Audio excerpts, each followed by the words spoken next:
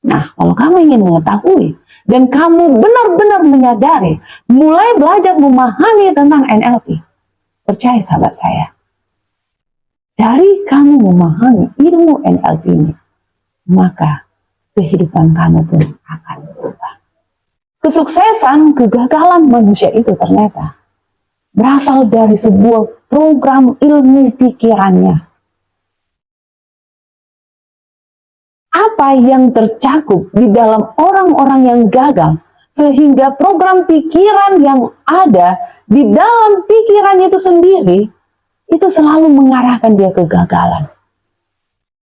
Dan kenapa orang yang sangat sukses, sekalipun dia bangkrut, tetapi sebuah program yang ditanamkan di dalam sebuah pikirannya, pada akhirnya bisa mengarahkan dia ke kesuksesan, bahkan melampaui dari kesuksesan sebelumnya. Disinilah pentingnya kita memahami apa itu NLP, sahabat saya. Nah, kalau kamu ingin tahu lebih lanjut, kenapa hidup kita gagal, kenapa hidup kita sial, kenapa hidup kita selalu mengalami kepahitan, kegetiran, ternyata itu adalah sebuah program yang tanpa kita sadari, itu sudah membentuk hidup kita. Halo sahabat saya, my life is my blessing. Salam super duper luar biasa. Sahabat saya, ini adalah ilmu yang kedua yang harus kamu pahami kalau kamu benar-benar ingin mengubah hidup kamu. Yang pertama, ilmu spiritual, sudah kita jelaskan. Yang kedua itu adalah ilmu NLP. Ini akan kita jelaskan. Dan yang ketiga itu adalah ilmu meditasi. Nah, kali ini kita akan bahas concern di ilmu NLP, sahabat saya.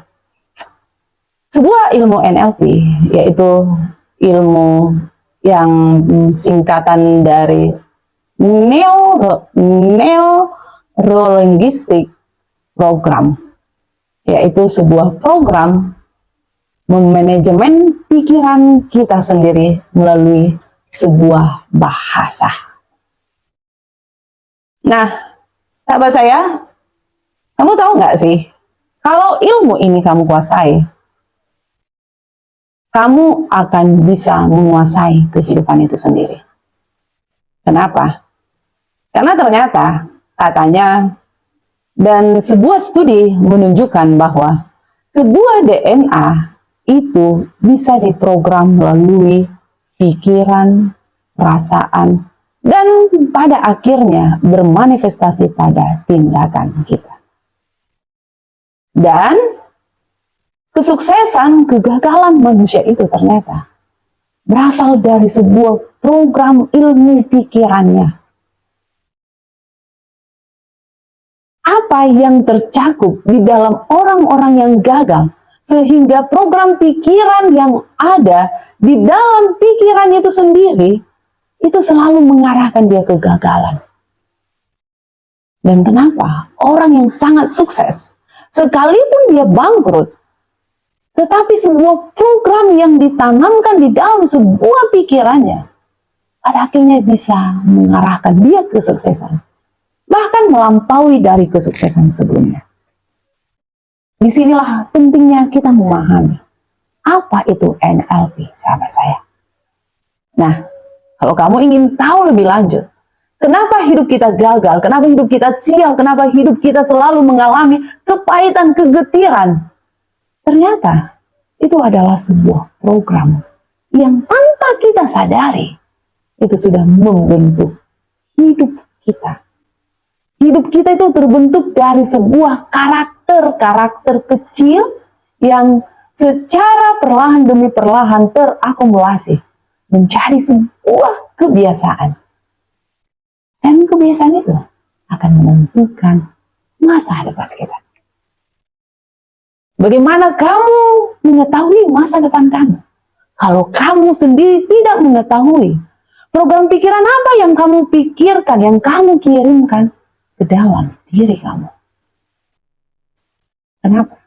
Karena disinilah rahasia, yaitu sebuah program pikiran. Dan saya tambahkan lagi, seperti apa yang dikatakan oleh Dr. Joe Dispenza, bahwa pikiran dan perasaan akan menentukan tindakan kita. Dan inilah ternyata katanya program diri kita. Kamu tahu nggak sih? Sebenarnya hidup kita itu sudah dirancang, sudah diprogram oleh orang lain kepada diri kita. Manusia ditakdirkan bahwa manusia itu diprogram oleh orang lain untuk dirinya sendiri. Bukan diri kita yang memprogram kita, tetapi orang lainlah yang memprogram kita. Dan siapakah yang pertama kali yang bertanggung jawab memprogram diri kamu? Itu adalah keluarga terkecil kamu. Dimulai dari keluarga, lingkungan, komunitas, budaya, dan undang-undang itu sendiri. Alhasil, ketika kita sudah diprogram dari kecil, kita tidak menyadari bahwa program itu apakah baik untuk kita atau tidak. Tetapi sebuah program yang dibentuk oleh komunitas kita, keluarga kita, dimulai dari hal terkecil. Dimulai dari sebuah informasi. Informasi inilah yang setiap hari kita dengar, apa yang baik, apa yang buruk, setiap hari dikirim ke pikiran sadar kita. Sampai pada akhirnya pikiran sadar kita akan mengirimkannya ke pikiran bawah sadar kita. Dan menjadikannya pikiran bawah sadar itu yang semakin kuat berakar di dalam sebuah keyakinan. Itulah yang akan menjadi belief system seseorang.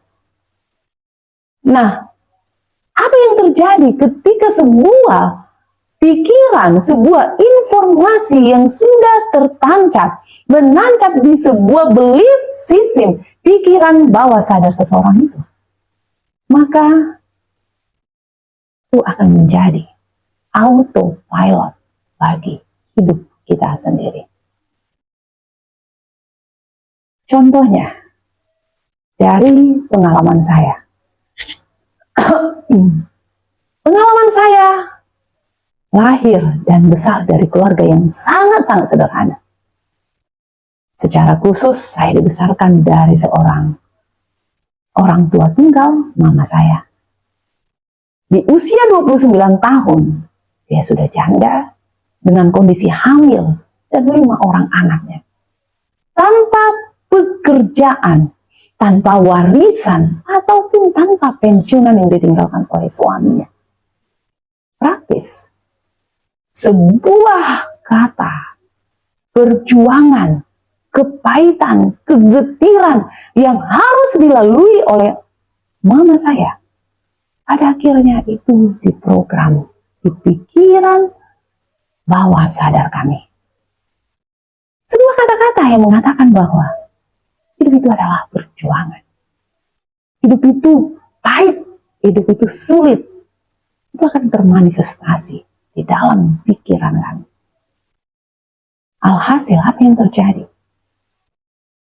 Saya harus mengakui sebuah program yang diturunkan, sebuah program yang diprogram oleh keluarga saya dari hal-hal yang terkecil, yang mengatakan bahwa saya harus tahu diri, kami berasal dari keluarga yang miskin, kami harus tahu diri kami siapa, kami harus tahu malu, jangan macam-macam. Menunjukkan bahwa kami hidup di dalam rendah diri. Alhasil apa yang terjadi ketika saya belum mengenal apa itu namanya NLP? Sebuah interaksi sosial membuat saya pasti akan selalu minder pertama kali ketika saya berhadapan dengan mereka yang memiliki ekonomi yang lebih baik dari saya. Dan saya juga perasaan itu akan minder seketika ketika saya berada di dalam lingkungan orang-orang yang memiliki skill yang lebih tinggi dari saya. Alhasil, ketika minder itu menyatu di dalam sebuah belief system saya akan menjadikan keadaan saya itu sebagai pembenaran diri. Ya iya dong, mereka dari orang kaya, ya wajar dong mereka seperti itu. Orang tuanya mempunyai uang untuk menyekolahkan mereka, ya wajar dong, orang tua mereka kan serba bisa. Sementara saya sudah didoktrin dari masa kecil saya sampai sebelum saya mengenal apa itu NLP, saya didoktrin uang itu sulit sekali. Uang itu harus dicari dengan penuh perjuangan. Alhasil memang hidup saya itu begitu banyak konflik. Kenapa? Karena itulah yang dikatakan di dalam sebuah ilmu sains. Apa itu yang namanya RAS? RAS yaitu sebuah Reticular Activity System. Sebuah sistem aktivitas di dalam sel saraf kita, atau sebuah mekanisme jaringan neuron sel saraf yang ada di dalam pikiran kita, yang berfungsi untuk memfilter semua informasi yang masuk ke dalam pikiran kita. Alhasil, ketika sebuah informasi yang masuk ke dalam pikiran kita, yang sudah didoktrin mulai dari kita kecil, sampai kita beranjak tumbuh dewasa, kita akan menjadikan itu sebagai sebuah kebenaran. Kita akan menjadikan itu sebuah belief system kita, sebuah keyakinan kita. Alhasil apa yang terjadi, sahabat saya? Bagaimana sulitnya kita menembus sebuah belief system ini? Karena RAS atau sistem jaringan neuron sistem di saraf kita sudah membatasi hal-hal yang berhubungan dengan apa yang tidak kita kenal. Alhasil apa yang terjadi, sahabat saya? Alhasil saya harus mengakui, sebelum saya mengenal istilah NLP ini, hidup saya penuh perjuangan. Sama seperti apa yang diprogram oleh orang tua saya, sama seperti apa yang didoktrin oleh lingkungan saya. Di lingkungan saya itu berada di dalam lingkungan menengah ke bawah, di mana di dalam sistem lingkungan di lingkungan saya itu dikatakan bahwa pendidikan itu tidak penting. Toh orang yang kuliah juga banyak pengangguran. Kenapa harus capek-capek sekolah? Banyak sarjana pengangguran, sementara sudah habis uang. Jadi, lebih bagus kita tidak usah sekolah.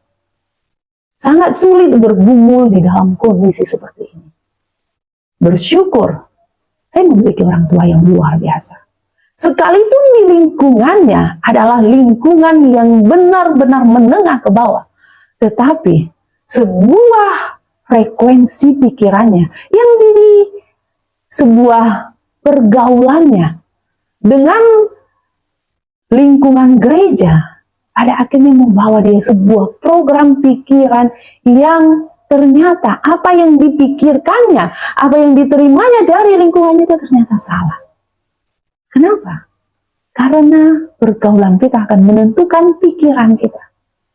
Pada akhirnya ketika mama saya bergaul dengan komunitas di lingkungan gereja, komunitas dari para imam, komunitas dari para suster, komunitas dari kelompok menengah ke atas, pada akhirnya ada sebuah doktrin, ada sebuah informasi yang didapat oleh mama saya, bahwa pendidikan adalah salah satu cara untuk bisa mengakhiri kemiskinan.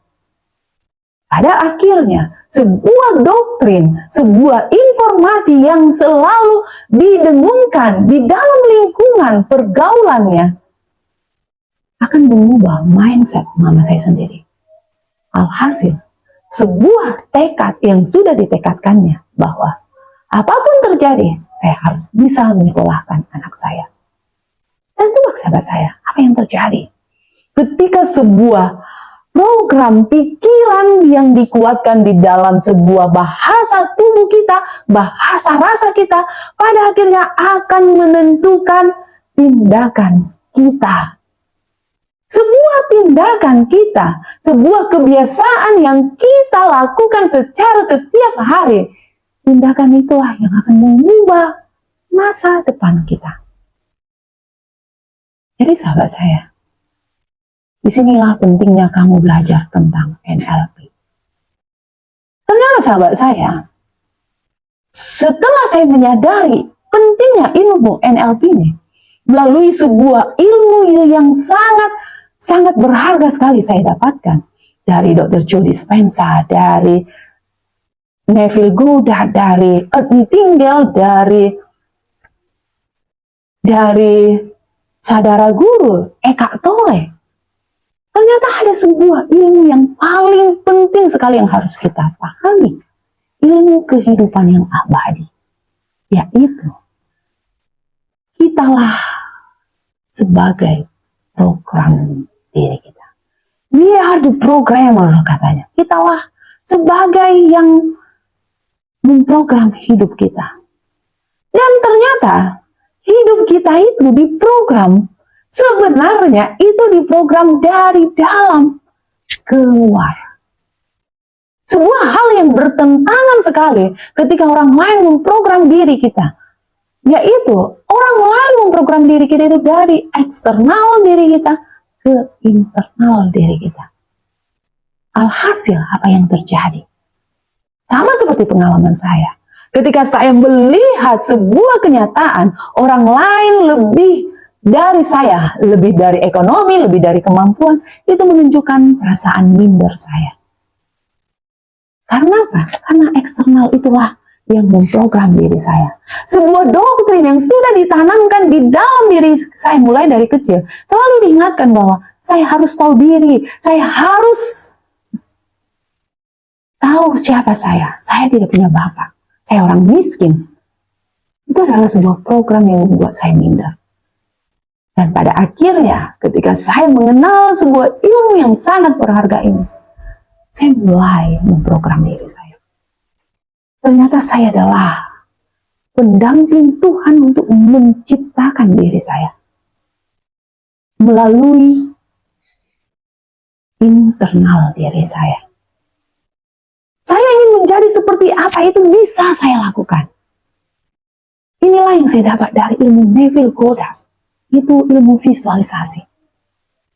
Bagaimana kamu bisa memvisualisasikan diri kamu ingin menjadi seperti apa kamu?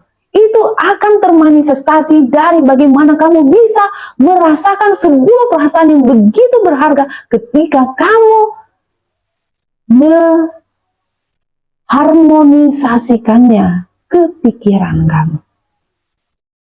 Alhasil sahabat saya, apa yang terjadi? Disinilah saya mulai memprogram diri saya.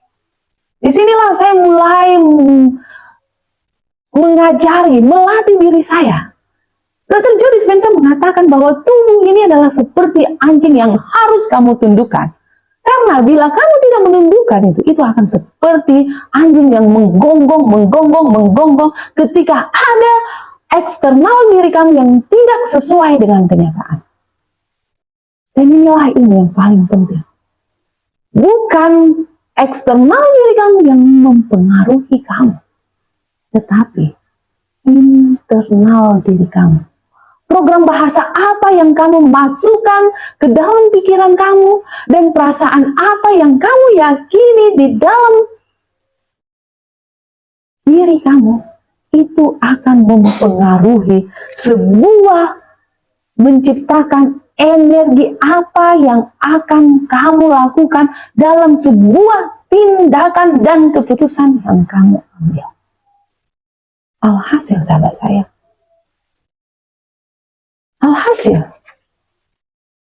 ketika saya melatih otak itu untuk bisa belajar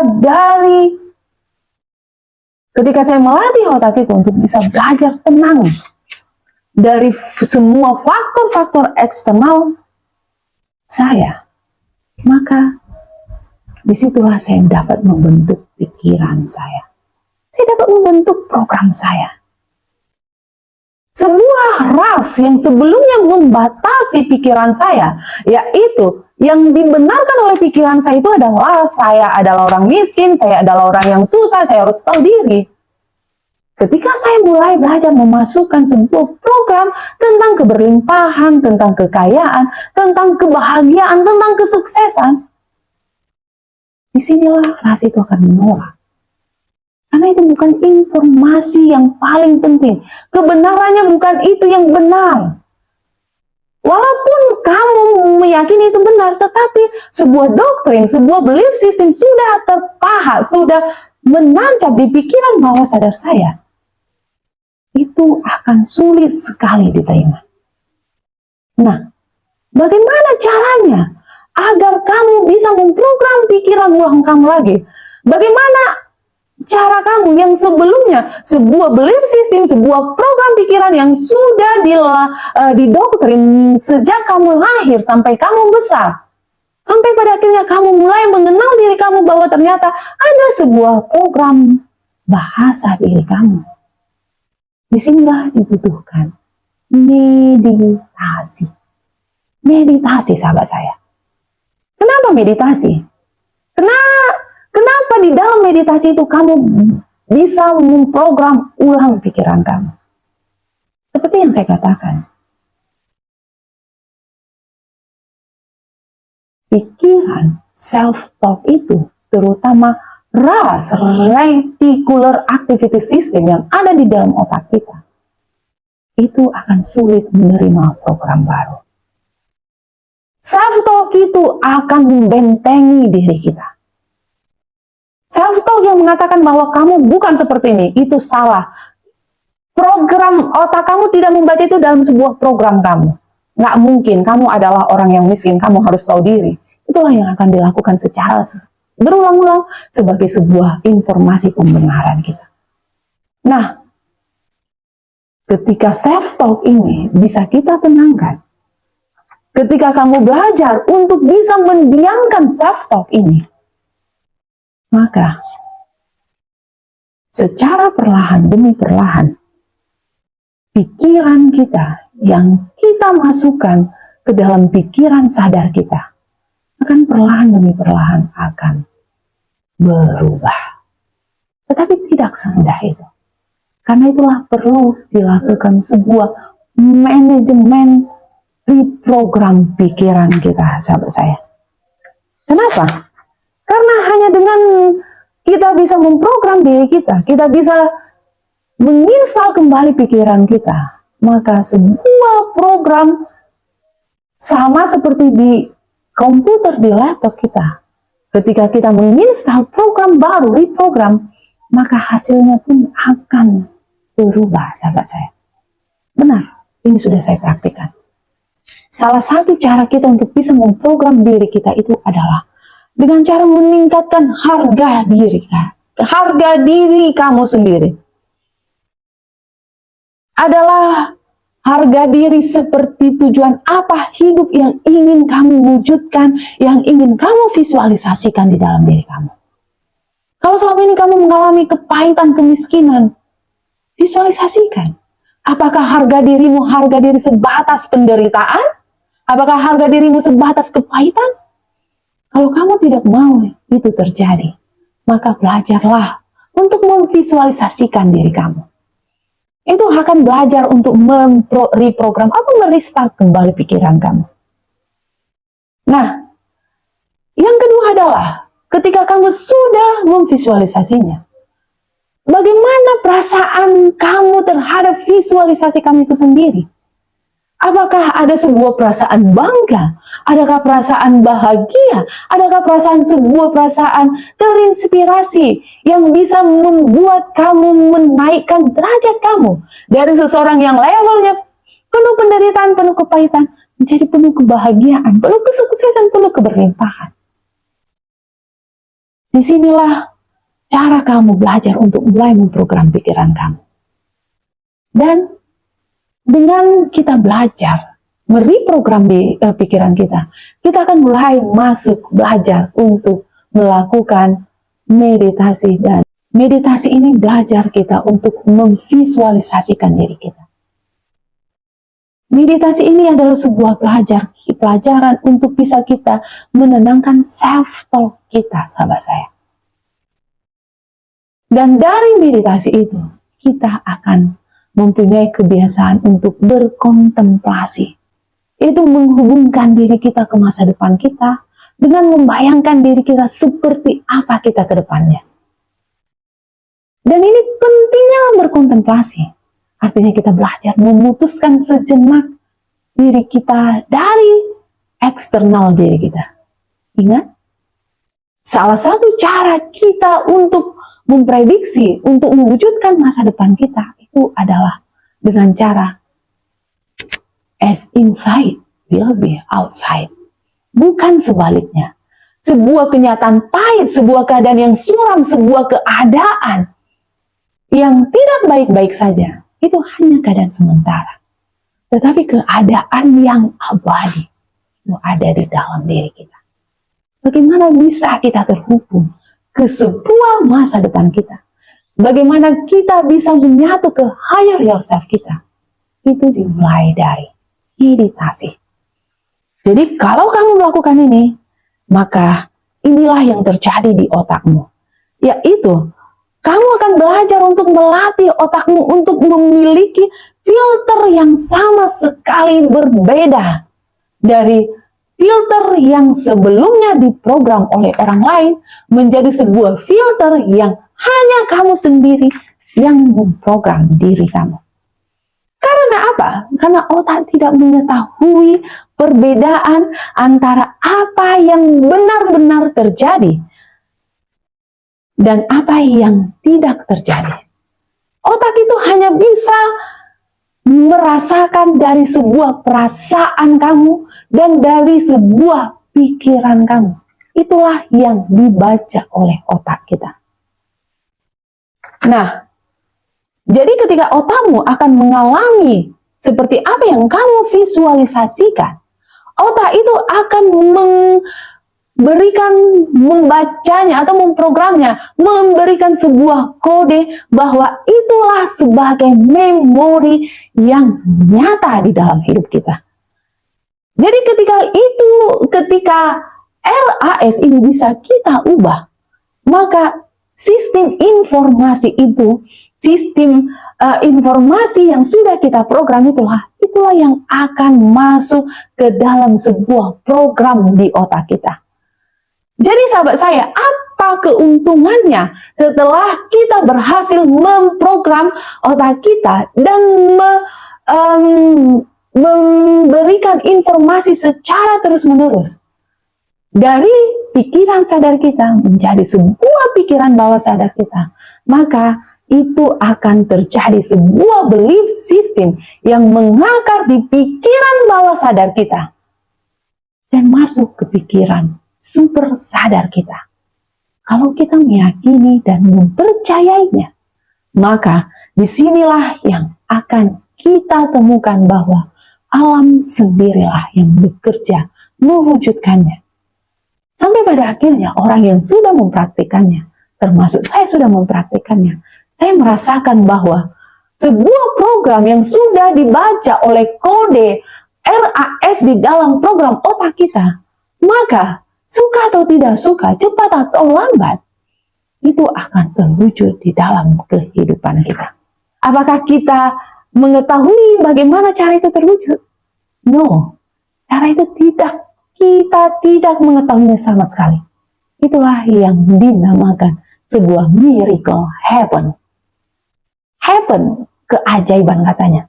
Padahal kenyataannya, keajaiban itu terjadi adalah sebuah dari hasil program pikiran bawah sadar kamu yang sudah terdoktrin, yang sudah tertancap menjadi belief system kamu. Jadi sahabat saya, semakin benar-benar kamu percaya, semakin RAS itu bekerja di dalam diri kamu, maka kamu akan semakin benar-benar percaya pada diri kamu sendiri. Dan disinilah kamu akan terhubung ke higher yourself melalui sebuah ide kreatif, melalui sebuah tuntunan ilahi di dalam diri kamu, akan tersambung ke pikiran super sadar kamu. Dan sahabat saya, percaya, ketika pikiran super sadar kamu ini sudah tersinkron, disinilah Tuhan yang bekerja kepada kamu. Karena itu, apa yang kamu lakukan pada saat visualisasi, memprogram ulang sistem pengaktifan RAS, sistem neuron jaringan yang bertindak seperti filter di otak kamu. Sehingga itulah yang melihat peluang yang dapat membantu kamu membuktikan bahwa kamu percaya diri, kamu mampu, dan kamu dapat melakukannya. Inilah pentingnya kenapa kamu belajar RAS, sahabat saya. Dan semua itu ada di dalam sebuah program pikiran kita dan program perasaan kita. Seperti apa yang dikatakan oleh Dr. Joe Dispenza, pikiran kita itu adalah bahasa dari otak kita dan perasaan itu adalah bahasa jantung kita. Jadi ketika kamu bisa memprogram, ketika kamu bisa mengharmonisasikan antara pikiran dan perasaan kamu, antara jantung kamu, elektromagnetik dan elektriknya, maka percaya, disitulah kamu bisa mendapatkan apapun yang kamu inginkan melalui kekuatan divine di dalam tubuh kamu. Jadi sahabat saya, belajarlah memprogram diri kamu, belajarlah menginstal reprogram pikiran baru kepada diri kamu, agar kamu benar-benar bisa mengubah hidup kamu. Saya Imel Grisel, salam super duper luar biasa. Bye-bye.